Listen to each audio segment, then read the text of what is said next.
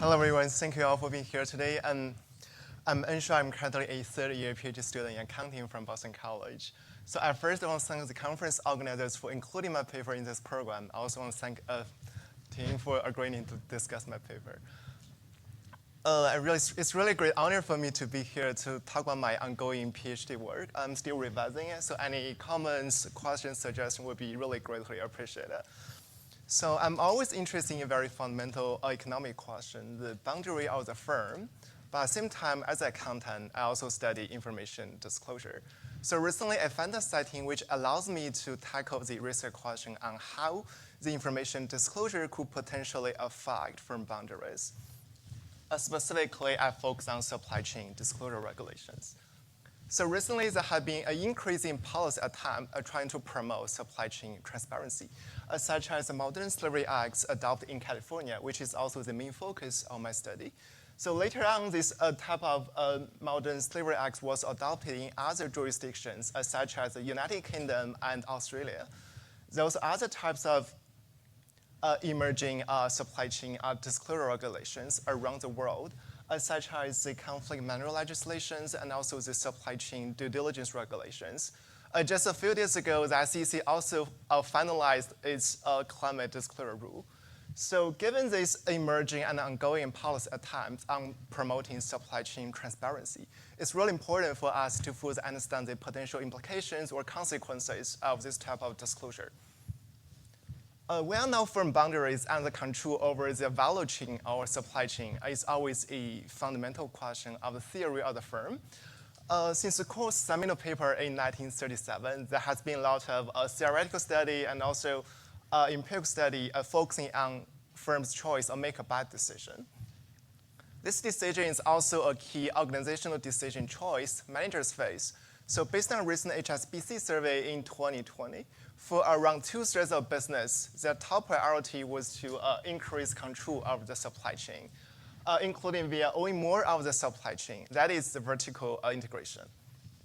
So when we turn to the supply chain disclosure regulations, it's possible that this disclosure regulations potentially increase marginal costs of firms relying on the suppliers. So that's why it makes firms' in-house production more attractive. So I'll briefly explain these potential costs later. So back to my research question, broadly speaking, I study whether and how supply chain disclosure regulations potentially shape firm boundaries.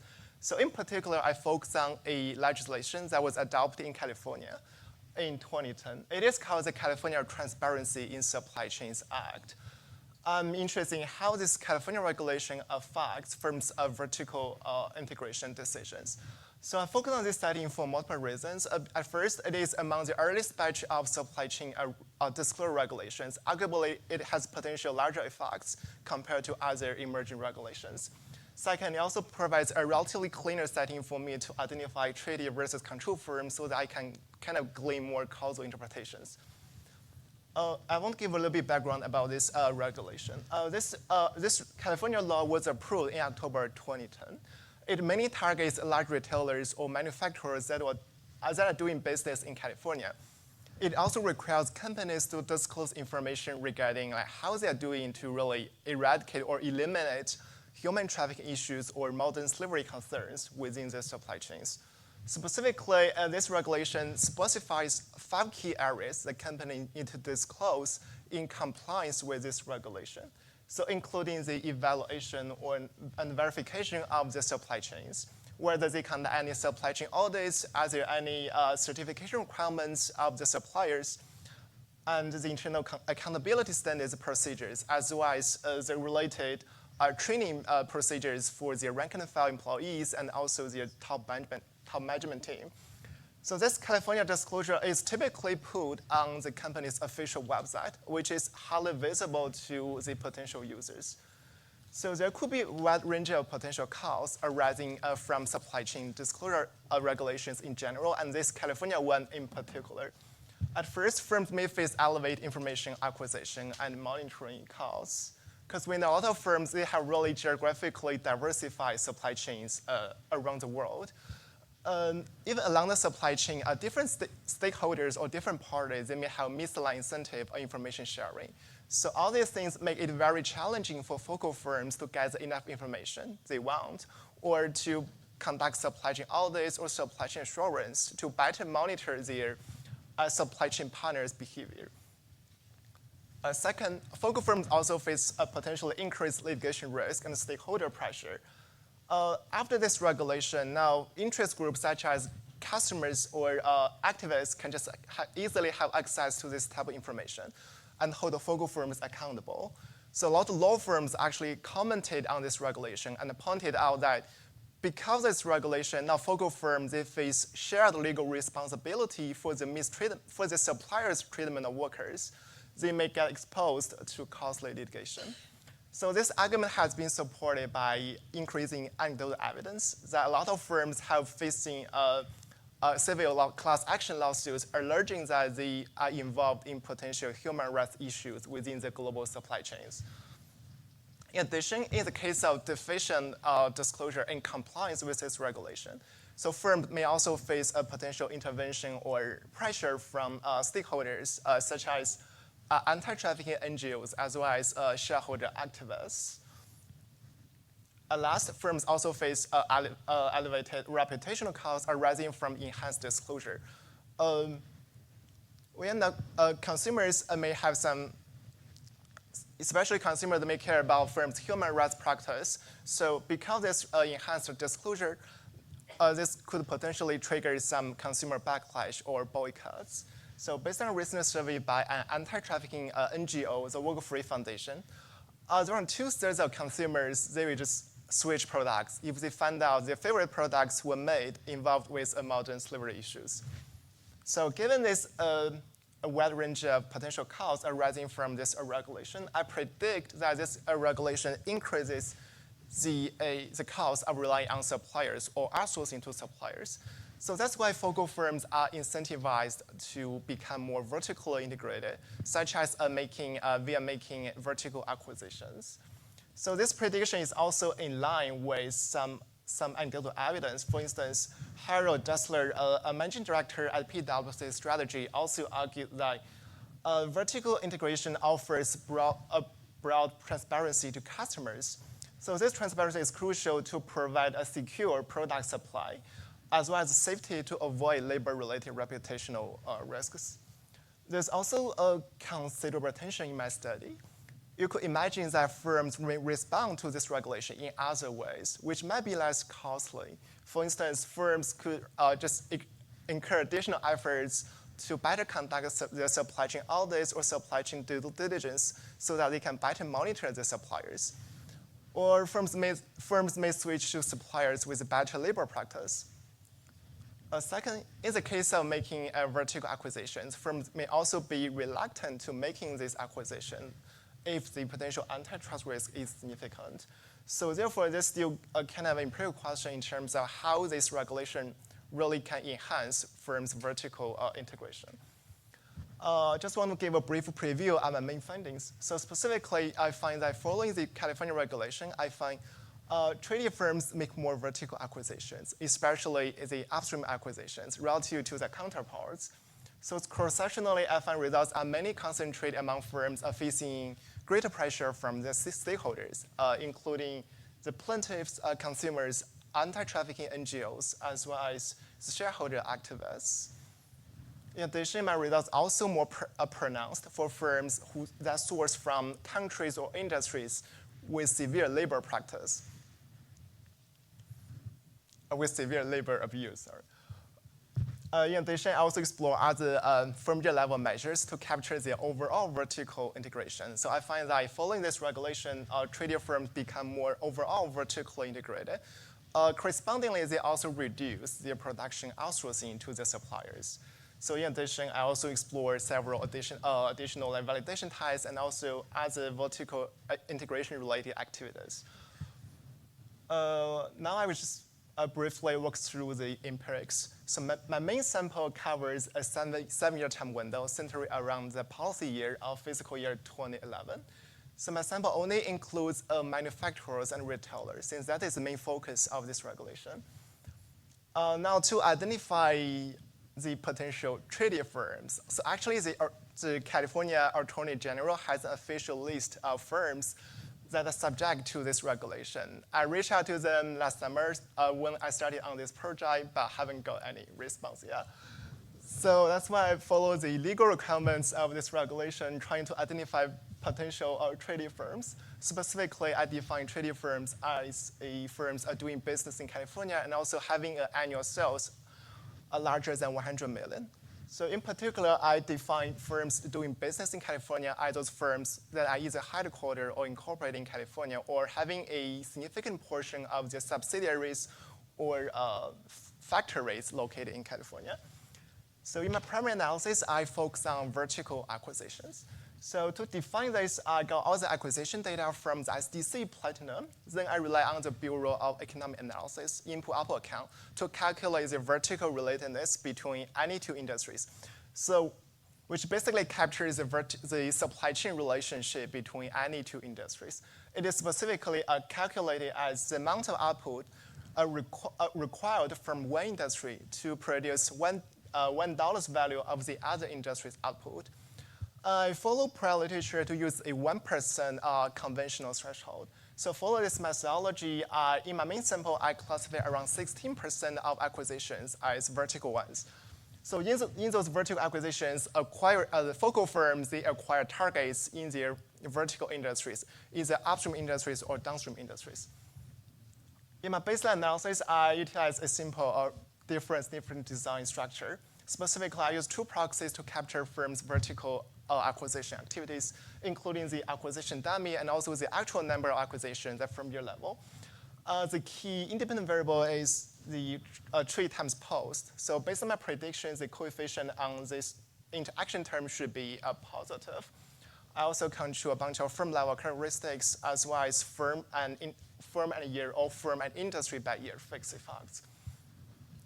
So the baseline analysis shows that the coefficients on the interaction term are significantly positive across all columns, so suggesting that following this regulation, now treaty firms are more likely to conduct vertical acquisitions.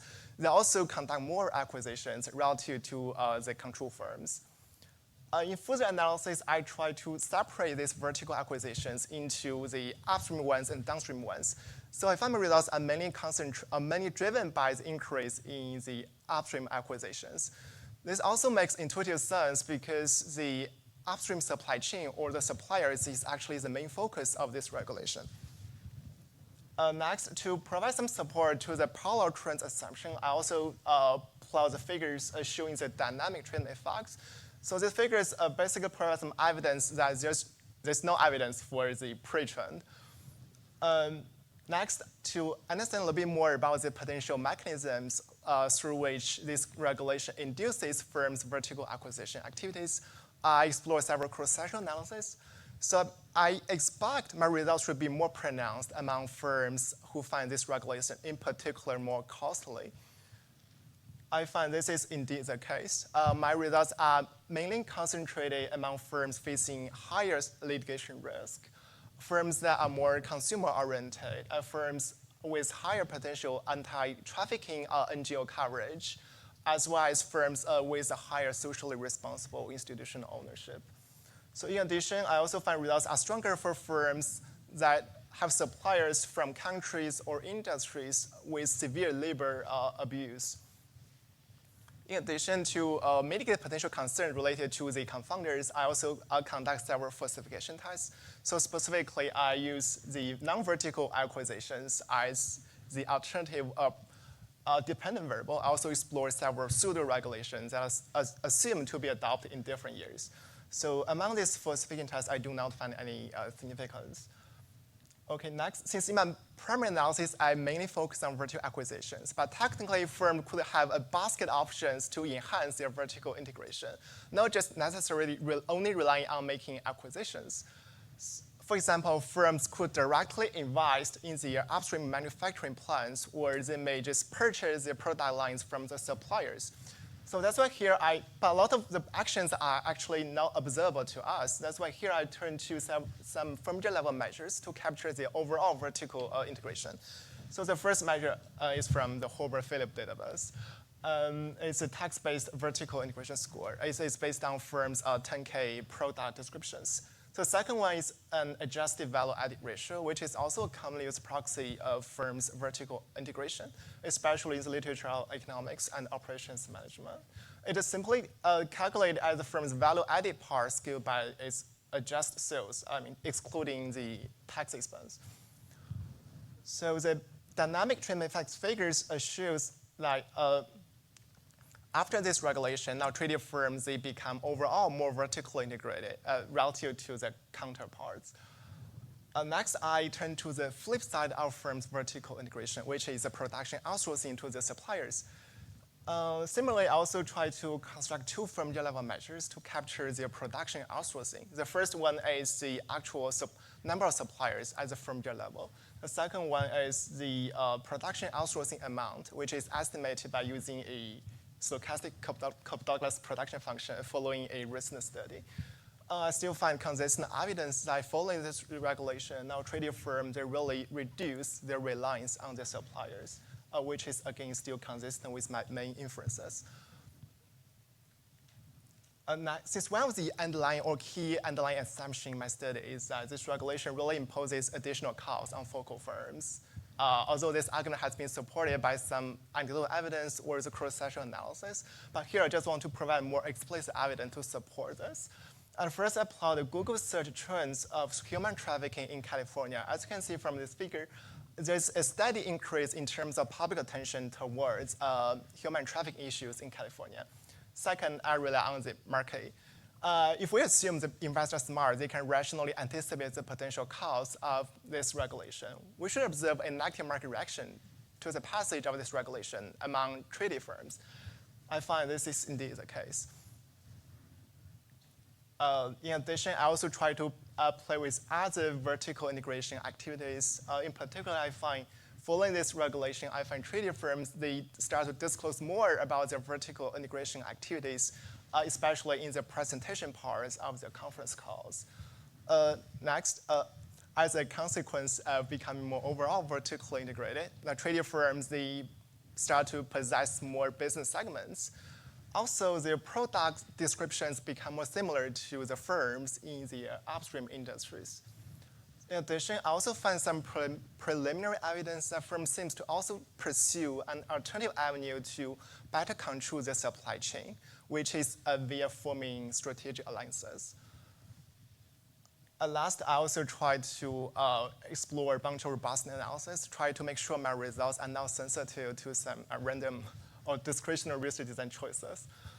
For the sake of time, just quickly wrap up. There's one take-home message here is the California regulation incentivizes firms to become more overall vertically integrated, so including via making acquisitions so that they can have a better control over the whole supply chain.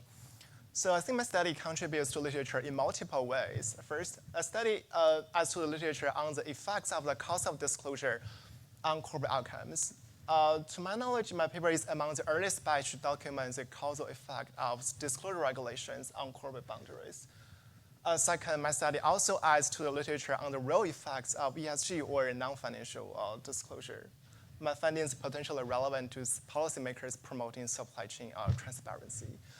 And last but not least, my study also adds to the broad literature on the corporate boundaries, vertical acquisitions, and vertical integration literature.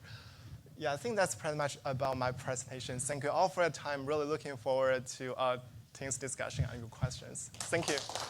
Yeah. We're going to have Ting Xu from Toronto to discuss this paper. Thank you.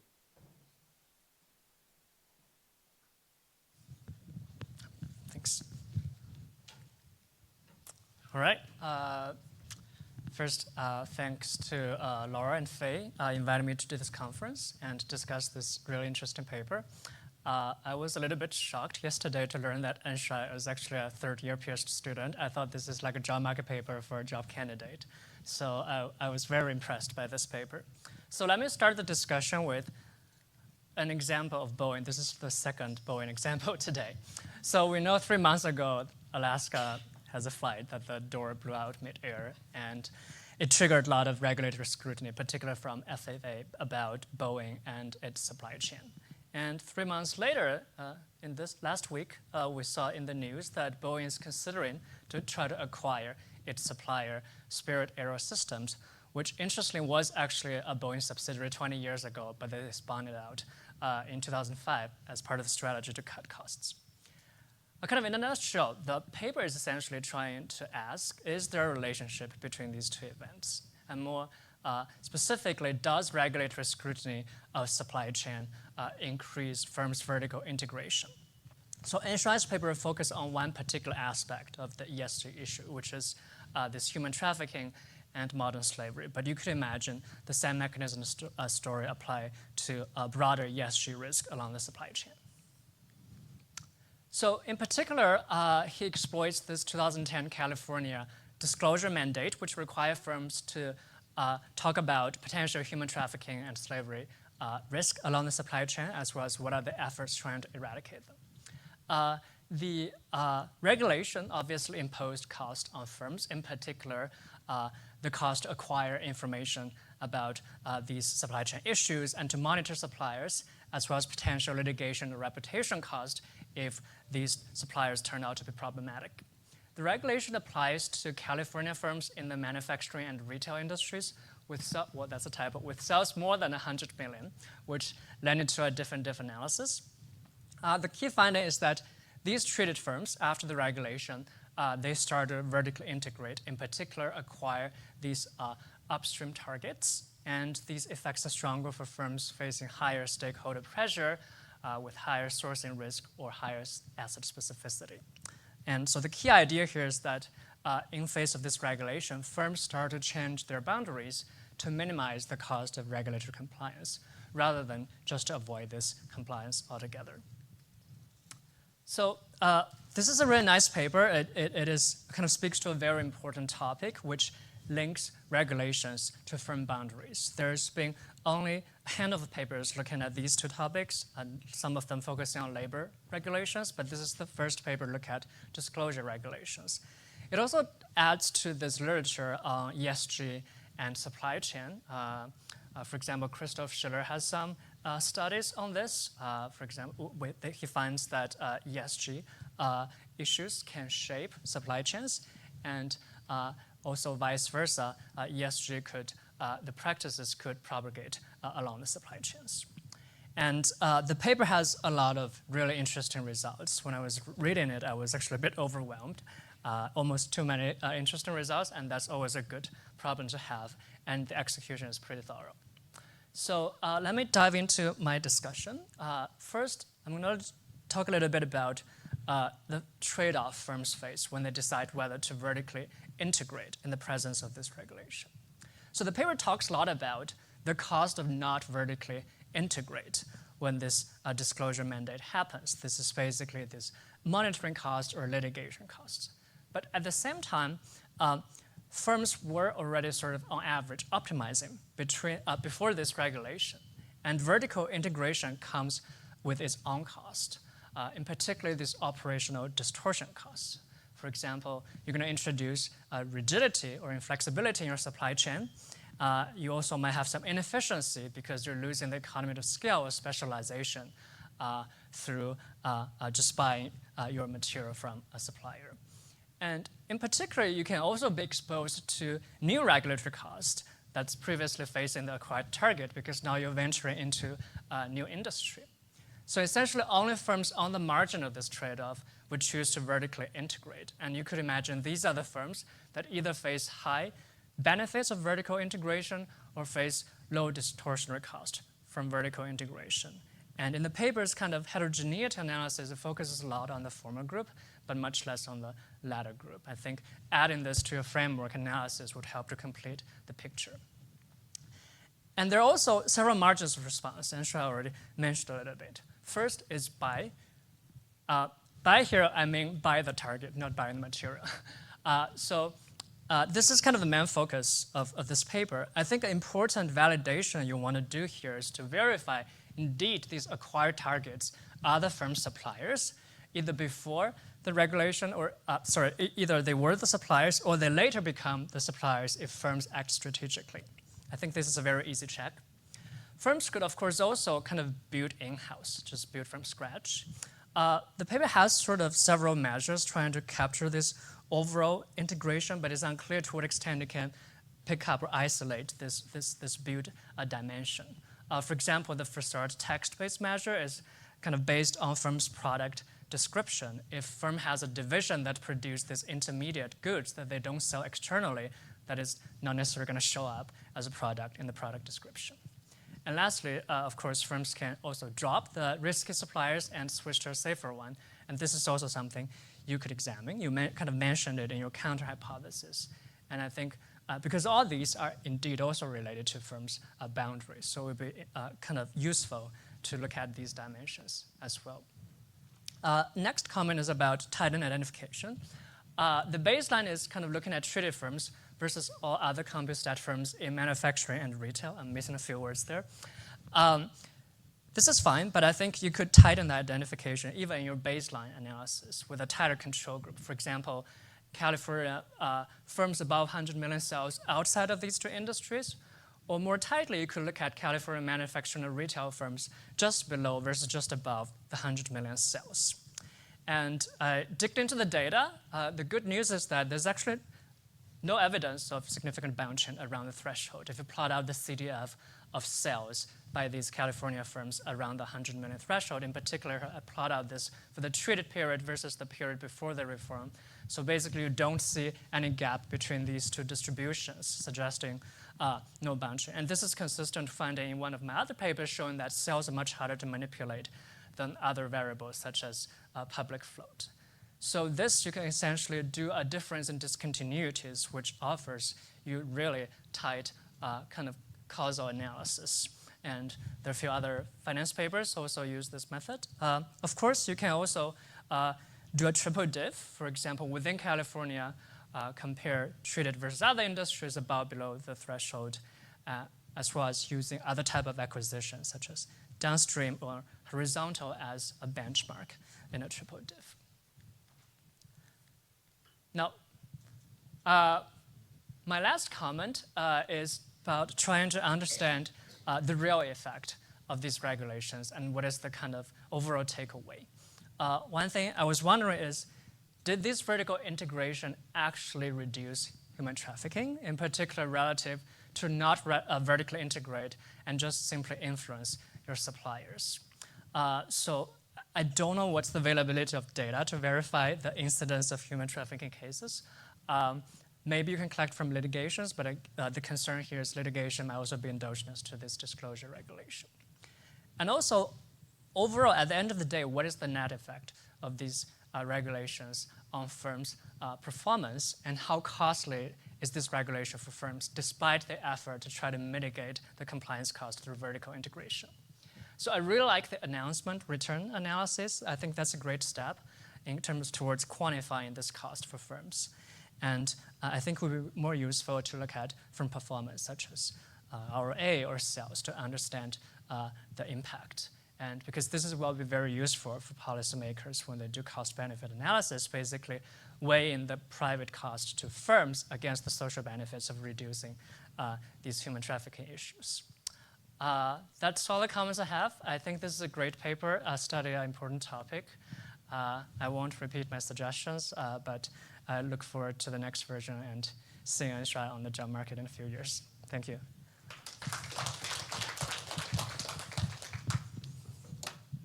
Thanks a lot. This is a fascinating discussion.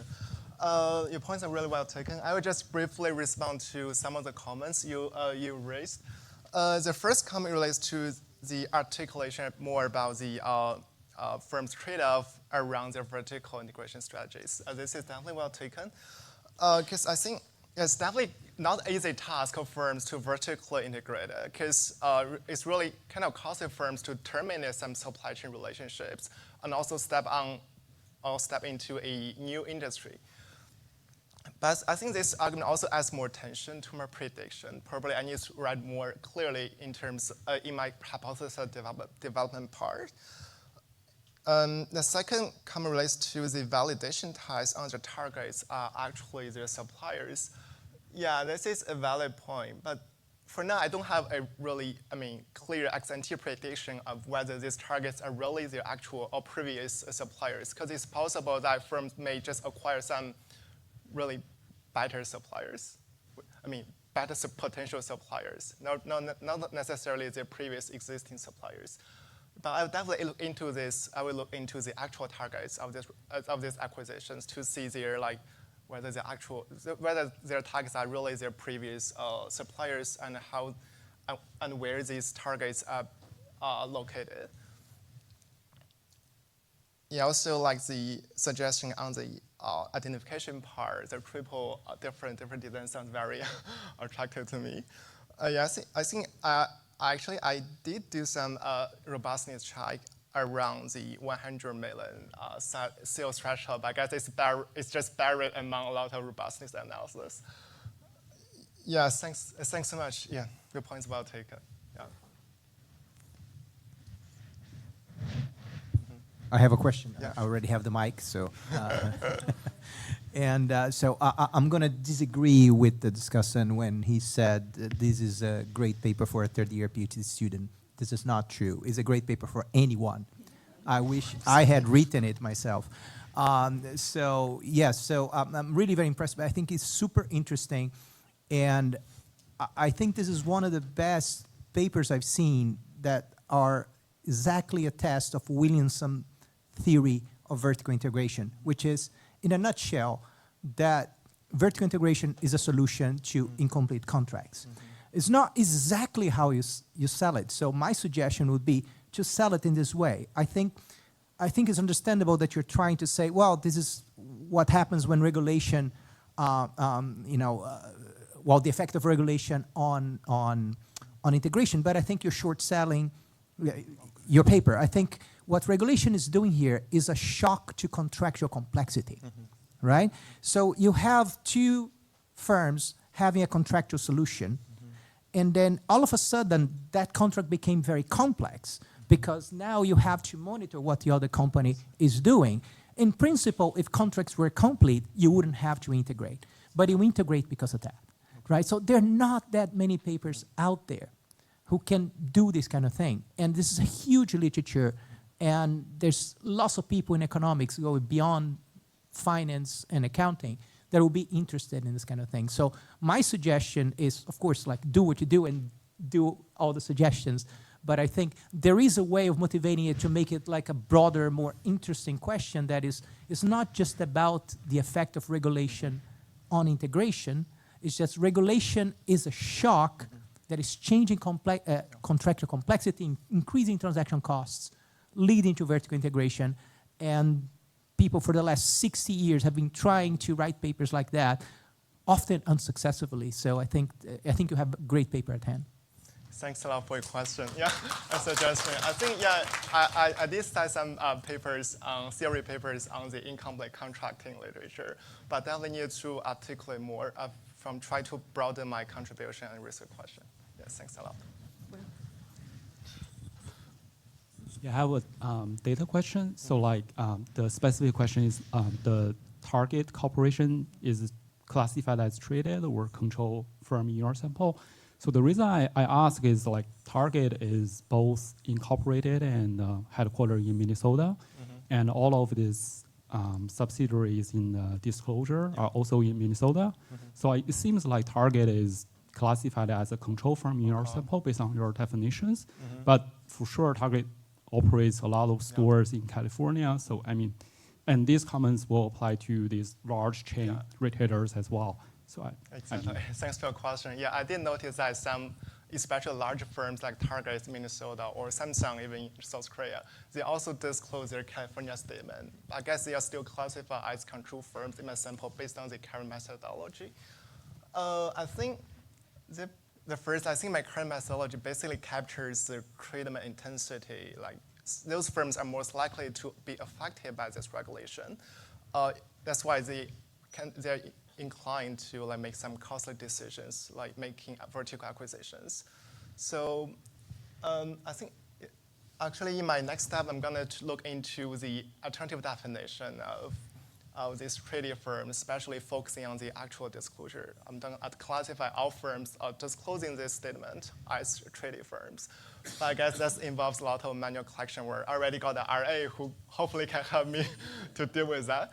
The third, I would continue to bug with the California Attorney General to see whether they are willing to share the official list of firms. Thanks a lot. Yeah. Any more questions? Like we probably can have 2 or 3. Next page.